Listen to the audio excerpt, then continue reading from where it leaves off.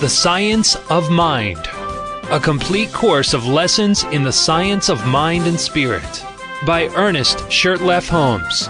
Copyright BN Publishing. Online at bnpublishing.com. These lessons are dedicated to that truth which frees man from himself and sets him on the pathway of a new experience, which enables him to see through the mist to the eternal and changeless reality. Peace be unto thee, stranger. Enter and be not afraid. I have left the gate open, and thou art welcome to my home. There is room in my house for all. I have swept the hearth and lighted the fire. The room is warm and cheerful, and you will find comfort and rest within. The table is laid, and the fruits of life are spread before thee. The wine is here also. It sparkles in the light.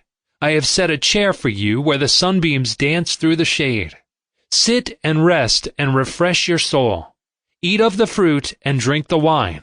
All is yours, and you are welcome. Forward. In presenting these lessons on mental science, I do not claim to have discovered any new truth. The truth has been known in every age by a few, but the great mass of people has never even dreamed that we live in a mental and spiritual world. Today, however, there is a great inquiry into the deeper meaning of life because the race has reached a state of unfoldment where a broader scope is possible. These lessons are an attempt to put into the spoken word and into print some of those great truths known to the enlightened of all ages.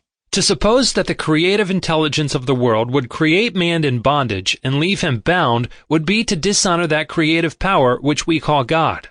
On the other hand, to suppose that God could make man as an individual without leaving him to discover himself would be to suppose an impossibility. Individuality must be spontaneous and can never be automatic. The seed of freedom must be hid within the shell of the human, but man must make the great discovery for himself.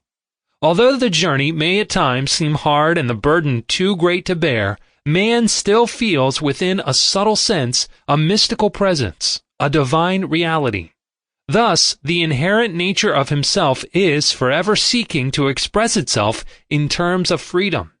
We will do well to listen to this inner voice, for it tells us of a life wonderful in its scope, of a love beyond our fondest dreams, of a freedom which the soul craves. But the great love of the universe must be one with the great law of its own being, and we must approach love through the law. This, then, is the teaching. Love and law. As the love of God is perfect, so the law of God is also perfect. Sample complete. Ready to continue?